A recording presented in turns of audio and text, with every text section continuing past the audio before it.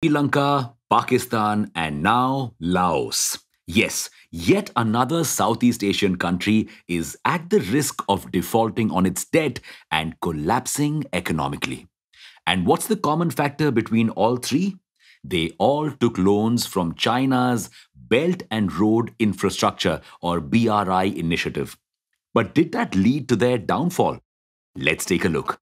Welcome back to Revolution Read On, a daily podcast where we break down one story from the world of business and finance. Click on the subscribe button to never miss an update from us. Here's your story for today. Laos, just like Sri Lanka and Pakistan, is seeing insane levels of inflation as its economy crashes around it.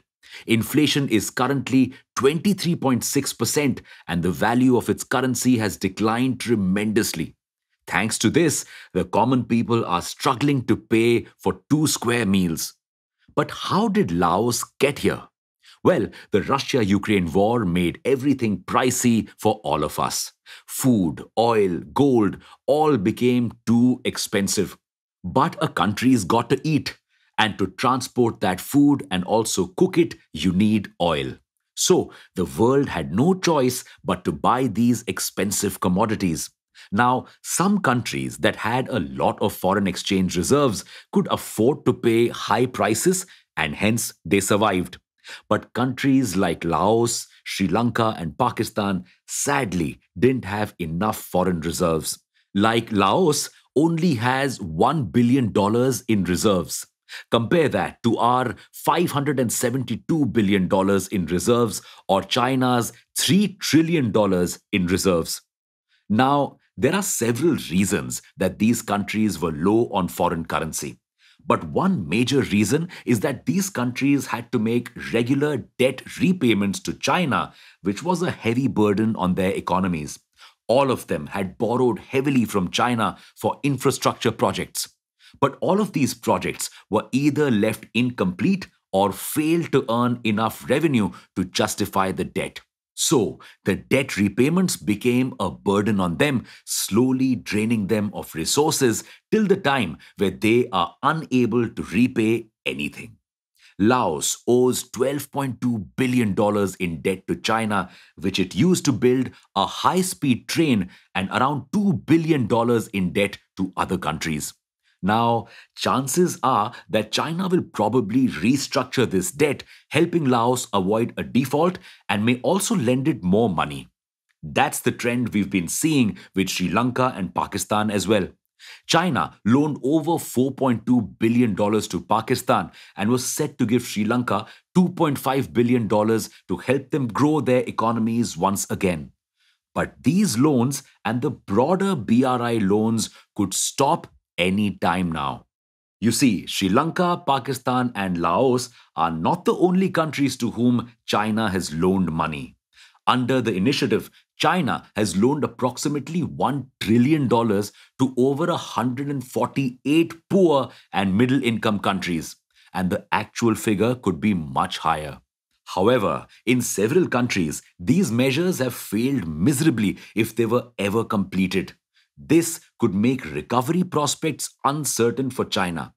Already, the country has had to renegotiate loans worth $52 billion this year because several countries could not afford to pay it back due to the current geopolitical situation. So, government officials are thinking of winding down the BRI. Plus, because of the country's slow growing economy thanks to the COVID lockdowns, China's economy only grew by 0.4% in the second quarter.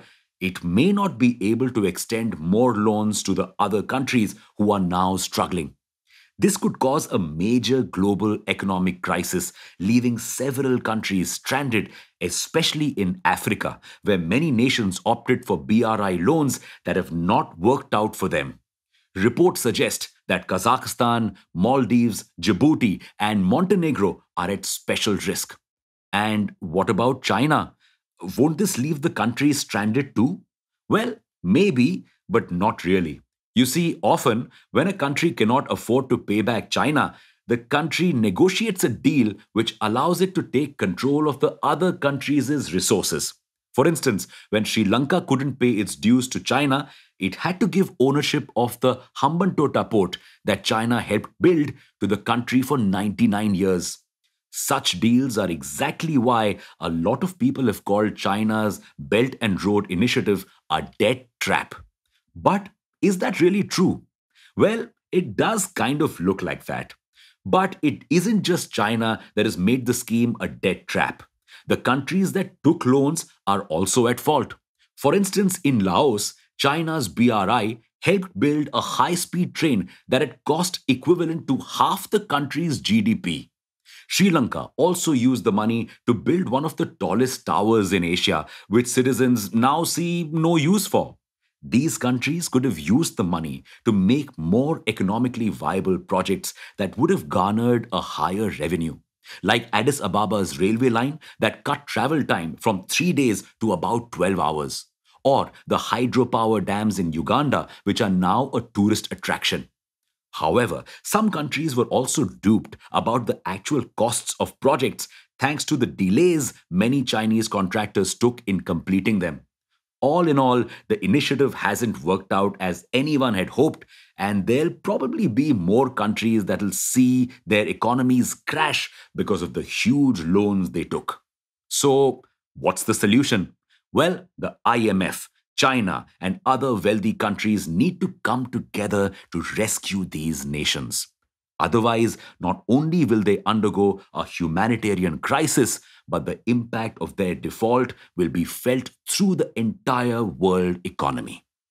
And that's your story for today. Thank you for listening in. We'll be back tomorrow with more.